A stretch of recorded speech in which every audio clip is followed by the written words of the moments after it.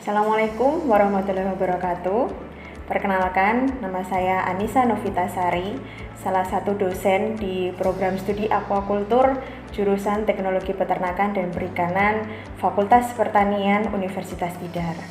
Bidang keahlian saya sendiri adalah sumber daya perairan, dan oleh karena itu saya diberikan amanat oleh Ketua KBK dan juga Koordinator Program Studi untuk mengampu salah satu mata kuliah yang ada di program studi Aquaculture, yaitu Manajemen Kualitas Air.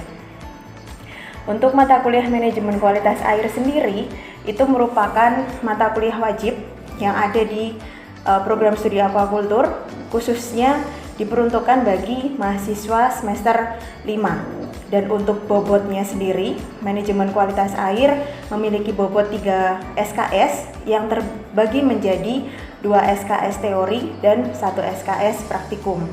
Untuk teorinya sendiri berada di tatap muka dengan dosen dan juga mahasiswa di dalam kelas sebanyak 2 kali 50 menit. Sedangkan 1 SKS itu merupakan praktikum yang kami inginkan tujuannya dengan melaksanakan praktikum ini adalah melatih keterampilan mahasiswa untuk bisa melakukan pengukuran kualitas air dan juga melakukan pengelolaan kualitas air khususnya untuk kegiatan budidaya perairan. Lalu untuk mata kuliah Manajemen Kualitas Air ini sendiri nantinya akan membahas tentang parameter kualitas air, lalu dampak dari kualitas air sendiri terhadap kehidupan ikan yang dibudidayakan khususnya, lalu prinsip pengelolaan kualitas air, cara dan waktu pemanfaatan kualitas air, dampak pencemaran terhadap produktivitas perairan dan mikroorganisme, serta bagaimana cara pemantauan kualitas air. Nah, untuk mendukung deskripsi daripada mata kuliah ini sendiri, mata kuliah ini memiliki capaian pembelajaran mata kuliah yang diantaranya adalah meliputi komponen sikap, yang dimana komponen ini terdiri dari mampu untuk memiliki kepekaan sosial dan kepedulian terhadap lingkungan perairan. Lalu selain komponen sikap ada juga komponen pengetahuan, yaitu mampu menerapkan pengetahuan dasar pengelolaan kualitas air dan merancang wadah budidaya melalui pengelolaan kualitas air. Selain itu, ada juga komponen keterampilan umum yang juga diarahkan agar mahasiswa nanti mampu untuk mengambil keputusan dalam pengelolaan kualitas air. Dan yang terakhir adalah komponen keterampilan khusus yang juga ingin kami berikan kepada mahasiswa supaya nanti mahasiswa dapat menguasai prinsip tata kelola wadah budidaya melalui pengelolaan kualitas air serta mencari solusi dalam permasalahan lingkungan dengan pemanfaatan data-data kualitas air. Sudah barang tentu, capaian pembelajaran mata kuliah ini juga untuk mendukung capaian lulusan dari mahasiswa program studi Aquaculture, yang diantaranya adalah dapat bekerja sama dan memiliki kepekaan sosial serta kepedulian terhadap masyarakat dan lingkungan. Lalu, mahasiswa juga mampu menentukan dan merancang site selection dan desain wadah budidaya. Di samping itu, kami juga menginginkan mahasiswa mampu mengambil keputusan secara tepat dalam bentuk kertas kerja, spesifikasi desain, ataupun esai seni dan mengunggahnya dalam laman perguruan tinggi. Dan yang terakhir adalah menguasai prinsip site selection dan tata kelola wadah budidaya, prinsip dan teknik pengembangbiakan dan pembesaran ikan, pengelolaan kualitas air, identifikasi dan pengendalian hama dan penyakit, produksi pakan alami, penyusunan formulasi dan pengelolaan pemberian pakan dan wirausaha. Lalu, untuk mencapai capaian pembelajaran tersebut, materi di mata kuliah ini kemudian saya breakdown ke dalam 16 kali pertemuan yang nantinya akan terbagi menjadi 14 kali pertemuan tatap muka di dalam kelas dan juga 2 pertemuan untuk ujian, baik itu ujian tengah semester maupun ujian akhir semester. Untuk 7 pertemuan di paruh semester awal nantinya akan membahas tentang dasar-dasar manajemen kualitas air dan kaitannya dengan budidaya perairan. Sudah barang tentu karena memang untuk kualitas air sendiri ini merupakan dasar dari kita melakukan kegiatan budidaya perairan. Lalu yang berikutnya adalah materi tentang jenis-jenis parameter air yang terbagi menjadi parameter fisika dan kimia.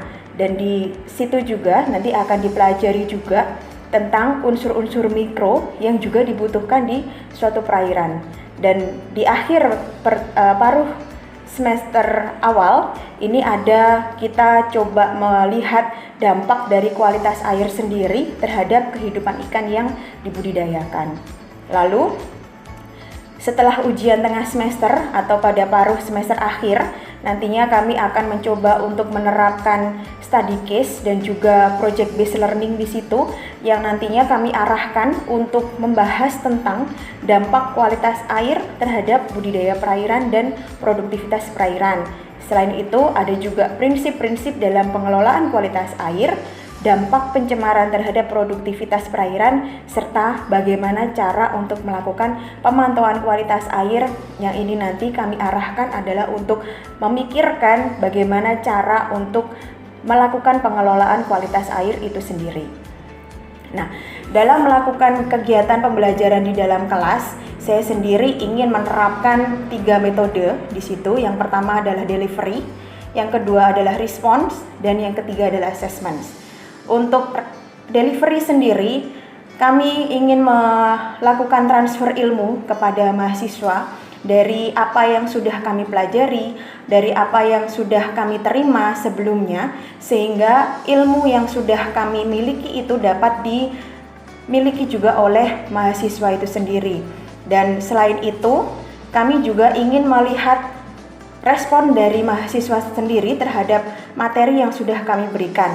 Responnya dapat kami terima dengan cara melihat bagaimana proses diskusi yang terjadi di dalam kelas dan juga bagaimana mahasiswa dapat memberikan pertanyaan-pertanyaan terhadap materi-materi yang kami berikan sendiri. Selain itu, proses diskusi yang ada di dalam kelas itu kami arahkan sesuai dengan materi yang kita berikan, sehingga kami berharap berpikir kritis yang dilakukan oleh mahasiswa itu dapat juga menjadi sebuah respon terhadap materi yang kami berikan.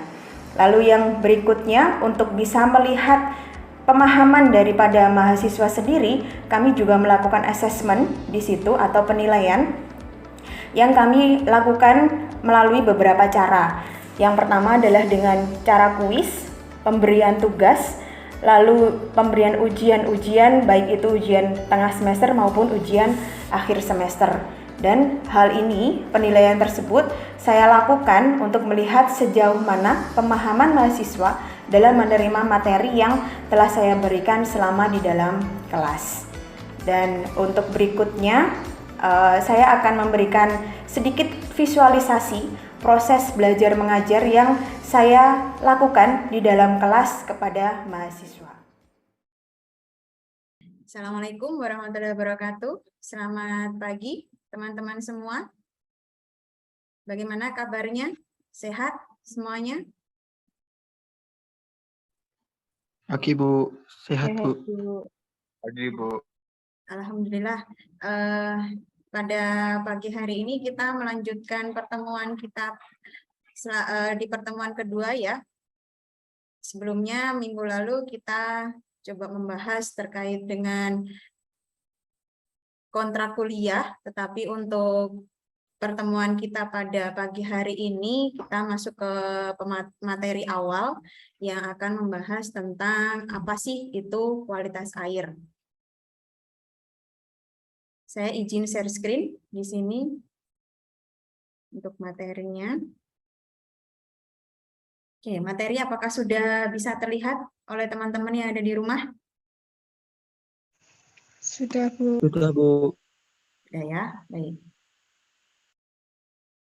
Oke, sebelum masuk ke materi, saya coba ingin dengar dulu pendapat dari teman-teman sekalian. Menurut teman-teman, kualitas air itu apa sih? Kalau menurut teman-teman, air itu apa? Media yang dibutuhkan pada budidaya perikanan Bu. Ya. Yang harus jadi mendasar gitu.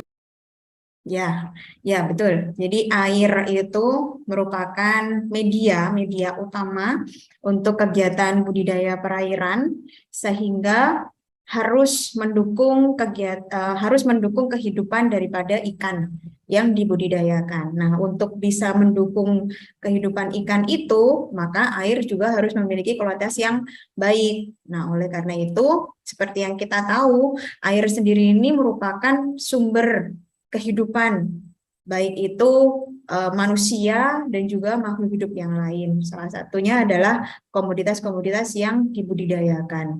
Nah, oleh karena itu, sebagai komponen daripada lingkungan hidup, maka air perlu dijaga dengan baik kualitasnya, tidak hanya secara kuantitas, tetapi juga secara kualitas di situ.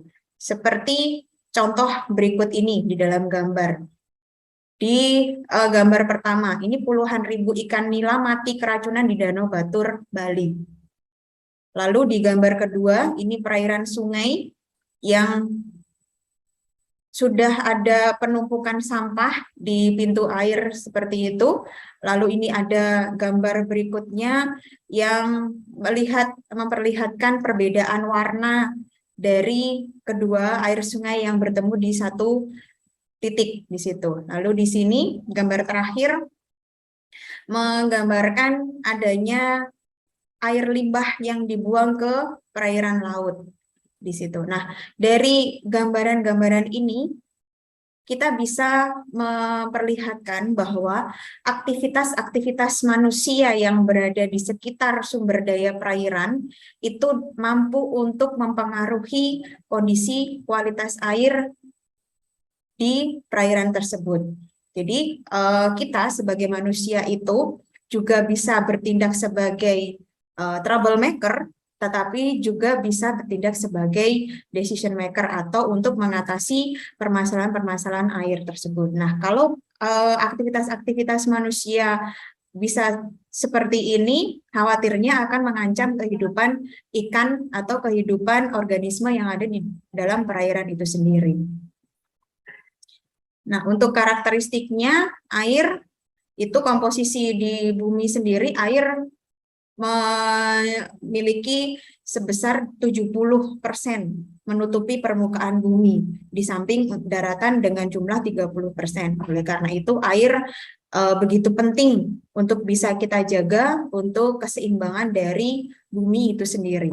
Nah, untuk air sendiri, keberadaan yang ada di bumi itu berdasarkan siklus hidrologi. Siklus hidrologi dari evaporasi air yang berada di permukaan bumi naik ke awan, lalu membentuk awan, nanti dia akan turun lagi ke bumi dalam bentuk hujan, dan begitu seterusnya, sehingga keberadaan air yang ada di dalam bumi itu tetap tersedia dengan baik karena memang secara alami itu memiliki siklus yang terus-menerus. Jadi seperti halnya saat ini panas seperti ini, bisa air yang ada di permukaan bumi menguap ke udara, nanti ketika sudah jenuh di dalam awan, nanti awannya akan menjadi menghitam seperti itu, lalu akan turun ke bumi kembali menjadi dalam bentuk hujan.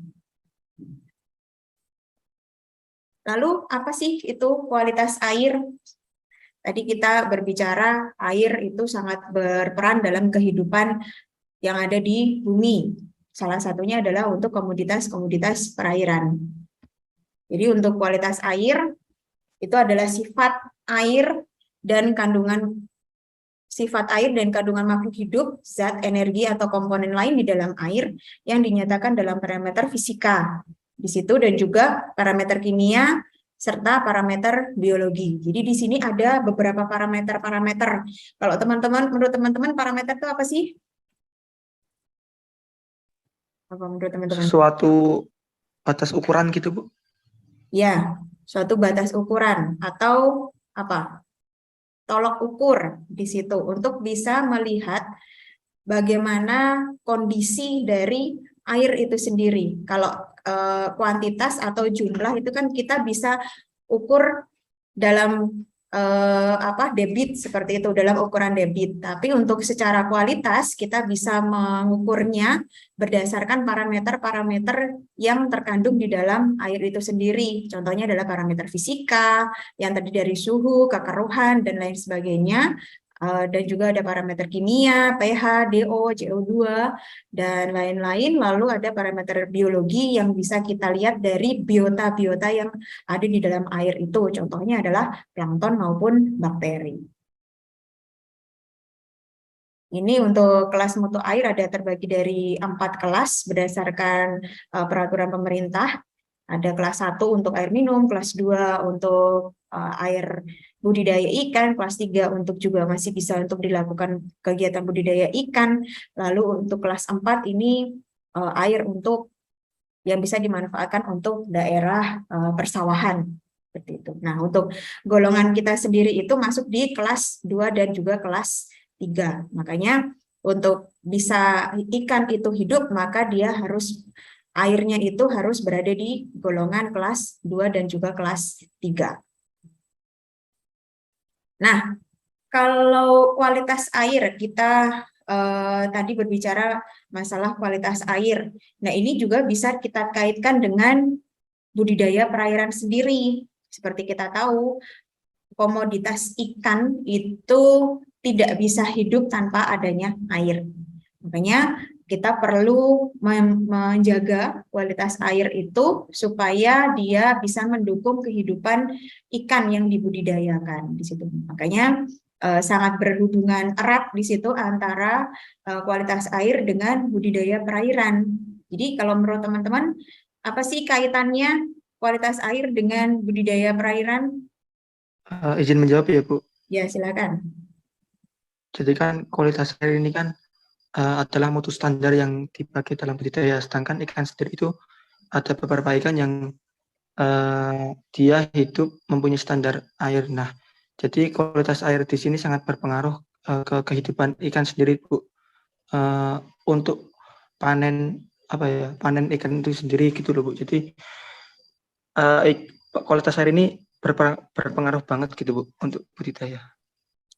Oke, terima kasih untuk pendapatnya. Ya, jadi benar untuk kita bisa mendapatkan hasil yang maksimal dengan ikan yang kita budidayakan, kita perlu mengkondisikan wadah untuk tempat tinggal ikan itu, yaitu air itu sendiri, untuk bisa mendukung kehidupan daripada ikan itu, sehingga kita perlu menjaga kualitasnya supaya ikan dapat tumbuh dengan baik, lalu nanti ketika dipanen itu kita bisa mendapatkan hasil yang baik juga. Oke, jadi sangat berkaitan erat antara kegiatan budidaya perairan dengan kondisi kualitas air itu sendiri. Nah, untuk tata caranya dalam melakukan manajemen kualitas air itu ada melakukan pengelolaan kualitas air, lalu juga melakukan pengendalian kualitas air. Untuk pengelolaan kualitas air itu kita harus menjamin nih kondisi kualitas air itu sesuai dengan peruntukannya agar ikan-ikan atau biota yang dibudidayakan itu tetap dalam kondisi alami, tetap dalam kehidupan yang bagus, bisa melakukan pertumbuhan yang bagus, bahkan syukur-syukur bisa melakukan reproduksi di situ sehingga kelangsungan hidup daripada ikan itu dapat terjaga dengan baik dengan adanya pengelolaan kualitas air. Ini ada beberapa upayanya juga, pendayagunaan air, melalui klasifikasi mutu air, dan juga melakukan pemantauan. Nah, ini pemantauan ini sangat penting dilakukan supaya kita bisa melihat bagaimana kondisi air itu sendiri. Oleh karena itu dilakukan sekurang-kurangnya itu adalah 6 bulan sekali, supaya kita bisa melihat kondisi existingnya sehingga kita bisa memikirkan bagaimana bentuk pengelolaan kualitas airnya. Untuk tujuannya seperti itu, untuk mengetahui nilai kualitas air, parameter fisika, kimia, dan biologi, untuk membandingkan nilai kualitas air dengan baku mutunya, lalu untuk menilai kelayakan air itu untuk kepentingan tertentu. Untuk dalam hal ini adalah kepentingan budidaya perairan. Untuk pertimbangannya sendiri, kita bisa melakukan pengambilan sampel untuk keperluan pengukuran air limbah, untuk pengukuran air di badan air, untuk sumber pencemar, dan juga jenis bahan baku yang dipergunakan dalam proses industri. Kita juga bisa mengetahuinya dengan kita mengambil sampel untuk menilai kondisi air itu sendiri. Untuk pengambilan sampelnya, kita bisa menyesuaikan lokasinya, ada di air permukaan, itu kita bisa ambil dari sungai, danau, waduk, rawa, dan genangan-genangan air. Bahkan air kolam untuk kegiatan budidaya perairan, kita juga bisa melakukan pengambilan sampel di situ untuk melihat kondisi air kolam untuk kegiatan budidaya kita. Lalu juga bisa diambil dari air tanah, baik itu air tanah bebas maupun air tanah tertekan. Untuk frekuensinya, dalam pengambilan sampel ini kita bisa melihat dari beberapa faktor. Yang pertama adalah perubahan beban pencemar. Jadi kalau misalnya di situ beban pencemarnya sangat tinggi, kita bisa melakukan pengambilan sampel itu lebih sering jika dibandingkan dengan lokasi yang beban pencemarnya sedikit. Lalu juga bisa dilihat dari perubahan debit air, tujuan pemantauan kualitas air, dan juga bagaimana kita dalam memiliki kemampuan analisis. Di situ kemampuan analisis bisa kita lihat dari segi biaya, segi tenaga, dan lain sebagainya, supaya nantinya dalam proses pengambilan sampel tidak terlalu banyak juga dan tidak terlalu membebankan dari si penganalisis di situ. Nah, jadi itu materi singkat kita pada pagi hari ini. Silakan, barangkali dari teman-teman ada yang ingin ditanyakan untuk Izin memperjelas. bertanya, Iya, silakan. tadi kan dijelaskan kalau faktor pengaruh dari kualitas air ini ada limbah, terus ada sampah juga ya Bu. Nah, kalau iklim terus cuaca itu bisa mempengaruhi kualitas air nggak Bu? Ya, jadi selain parameter yang ada di dalam air itu sendiri, parameter eksternal itu juga bisa mempengaruhi kondisi kualitas air. Jadi seperti contohnya iklim dan juga cuaca. Jadi seperti halnya di negara kita, kita memiliki iklim tropis di situ, yang mana di lokasi iklim tropis itu memiliki dua cuaca, yaitu penghujan dan juga kemarau. Nah, untuk dua musim ini, baik itu penghujan maupun kemarau, itu sangat mempengaruhi kondisi kualitas air itu sendiri. Jadi kalau misalnya penghujan itu dapat menurunkan pH di sana karena air hujan itu sendiri cenderung lebih asam. Nah, kalau untuk di musim kemarau misalnya seperti itu intensitas cahaya matahari begitu besar sehingga berpengaruh terhadap suhu air yang dimiliki perairan itu sendiri. Nah, kalau suhunya sudah ada peningkatan, di situ akan berpengaruh kepada reaksi-reaksi kimia yang ada di dalam air yang nantinya juga akan berpengaruh terhadap ikan yang dibudidayakan. Jadi untuk cuaca, untuk iklim itu sangat mempengaruhi kondisi kualitas air itu sendiri, walaupun dia berada di luar daripada air. Seperti itu. Apakah sudah menjawab? Baik Bu, sudah Bu. Oke, terima kasih.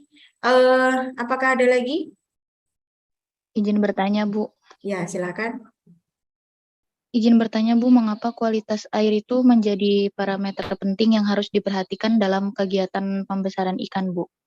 Oke. Ya, jadi kualitas air itu sangat penting seperti yang tadi sudah saya sampaikan di awal, karena air itu merupakan wadah untuk kehidupan ikan yang dibudidayakan. Tidak hanya dalam tahapan pembesaran saja, tahapan mulai dari reproduksi, pembenihan sampai dilakukan pembesaran, di situ sangat berperan penting untuk kondisi air itu sendiri. Karena memang kehidupan ikan ya, terutama itu memiliki ambang batas untuk atau memiliki toleransi, tubuhnya si ikan itu memiliki toleransi terhadap perubahan-perubahan lingkungan di situ. Dan dalam hal ini adalah lingkungannya adalah air, sehingga kualitas air ini akan mempengaruhi kehidupan daripada ikan itu sendiri. Seperti halnya kita dalam kehidupan kita sehari-hari membutuhkan lingkungan yang nyaman untuk kita bisa hidup, untuk kita bisa bertumbuh. Sama halnya dengan ikan.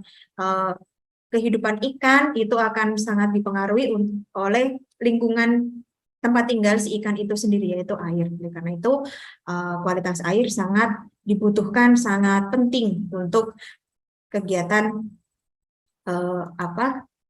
untuk mendukung kehidupan daripada ikan itu. Tidak hanya pembesaran ya, mulai dari pembenihan sampai ke pembesaran. Jadi itu. Apakah sudah menjawab? Sudah menjawab, Bu. Terima kasih, Bu. Oke.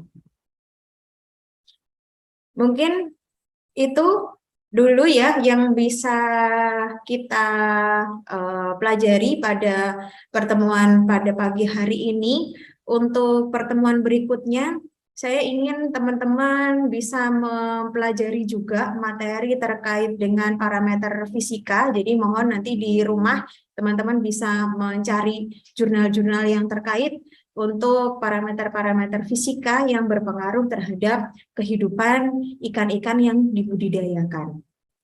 Untuk jurnalnya nanti bisa didiskusikan minggu depan, dan nanti bisa dikumpulkan juga resume daripada jurnal itu melalui link Elita yang setelah ini akan saya buatkan tempatnya di sana. Dan untuk mengakhiri pertemuan kita pada pagi hari ini, sekali lagi saya ucapkan terima kasih atas perhatiannya. Sampai jumpa minggu depan. Saya akhiri. Assalamualaikum warahmatullahi wabarakatuh. Waalaikumsalam warahmatullahi wabarakatuh.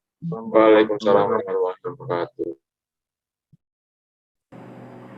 Ya, jadi demikian gambaran sedikit terkait dengan proses pembelajaran yang telah saya berikan di dalam kelas. Dan untuk mengakhiri kegiatan ini, saya akhiri. Wassalamualaikum warahmatullahi wabarakatuh.